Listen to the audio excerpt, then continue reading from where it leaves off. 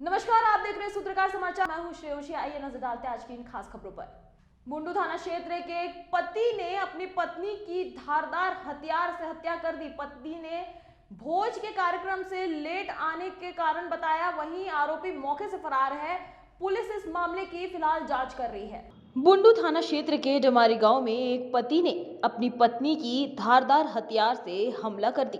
जानकारी के अनुसार डमारी निवासी मृतिका सुनीता देवी अपने पति अशोक कुमार महतो के साथ नए मकान में रहती थी।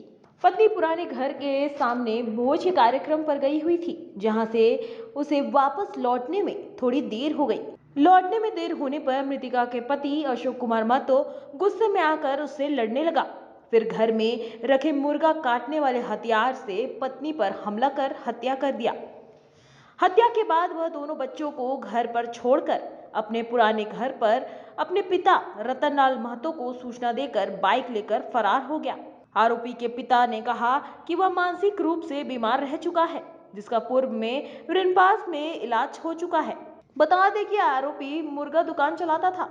इस घटना से डिमारी गांव में ग्रामीणों में दुख का माहौल बना हुआ है। वहीं स्थानीय पुलिस मौके पर पहुंचकर शव को कब्जे में लेकर पोस्टमार्टम के लिए रिम्स भेज दिया है। चर्चित महिला सुषमा बड़े गोलीकांड मामले में रांची पुलिस ने बिहार पुलिस की मदद से हम पार्टी के पूर्व राष्ट्र प्रवक्ता दानिश रिजवान को बिहार के आरा से गिरफ्तार कर लिया है। दानिश पर सुषमा बड़े पर फायरिंग कराने का आरोप है। सुषमा बड़े गोलीकांड मामले में रांची पुलिस ने बिहार पुलिस की मदद से हम पार्टी के पूर्व राष्ट्र प्रवक्ता दानिश रिजवान को बिहार के आरा से गिरफ्तार कर लिया है। सुषमा बड़े को 13 दिसंबर 2022 की सुबह शाहजानंद चौक के पास बाइक सवार 3 अपराधियों ने तब गोली मारी जब वह बाइक से अपने बॉडीगार्ड के साथ हाईकोर्ट के एक केस के सिलसिले में जा रही थी। गोलीकांड के बाद सुषमा बड़े के भाई ने अड़गोड़ा थाना में दानिश रिजवान सहित अन्य 4 के विरुद्ध नामजद प्राथमिकी दर्ज कराई थी। दानिश रिजवान आरा टाउन थाना क्षेत्र के तरहीम मोहल्ला का रहने वाला है। रांची पुलिस ने उसे बिहार पुलिस की मदद से गुरुवार को आरा कोर्ट के पास से तब दबोचा जब वह एक केस की तारीख को लेकर सिविल कोर्ट पहुंचा हुआ था। रांची पुलिस से ट्रांजिट रिमांड पर लेकर आएगी। इसकी प्रक्रिया चल रही है।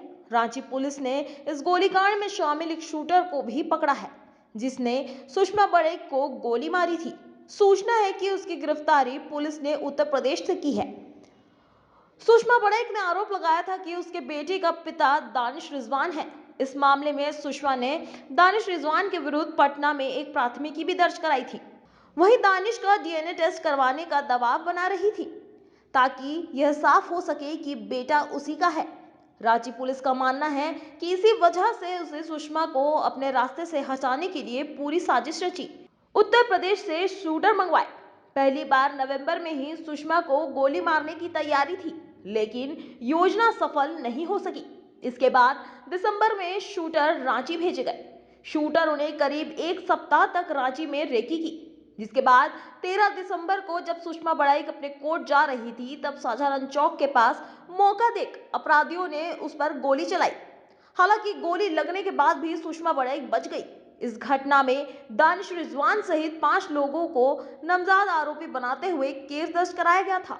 बिहार के मोतिहारी जिले में नीतीश लालू पर जमकर बरसे सुशील मोदी। कहा, यात्रा में डरे सहमे नजर आ रहे हैं सीएम, जल्दी ही टूटेगा बेमेल का गठबंधन। भाजपा नेता व बिहार के पूर्व उप मुख्यमंत्री सुशील कुमार मोदी शुक्रवार को मोतिहारी पहुंचे, जहां उन्होंने राजद और जेडीयू पर जमकर वाक्य प्रहार किया।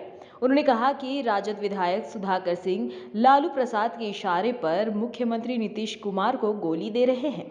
राजद के प्रदेश अध्यक्ष जगदानंद सिंह के बेटे सुधाकर सिंह के सहारे लालू प्रसाद अपने पुत्र तेजस्वी यादव के लिए रास्ता बना रहे हैं।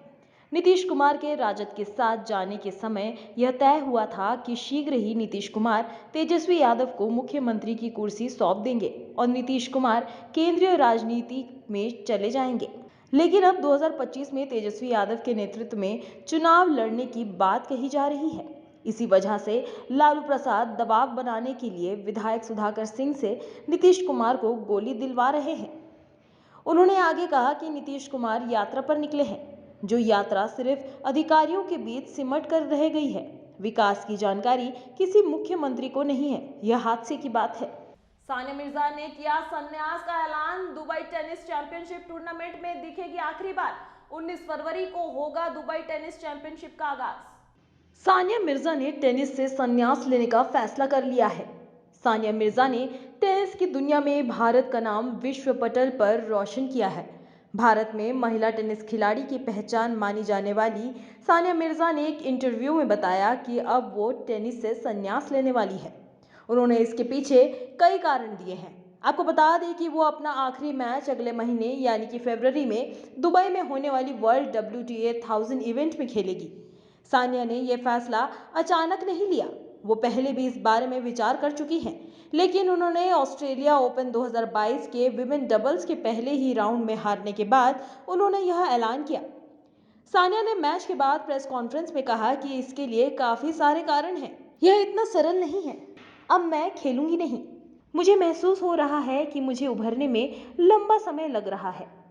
मुझे महसूस होता है कि मेरा बेटा अभी 3 साल का है और मैं उसके साथ इतनी यात्रा करके उसको जोखिम में डाल रही हूँ और यह ऐसी चीज है जिसका मुझे ध्यान रखना होगा।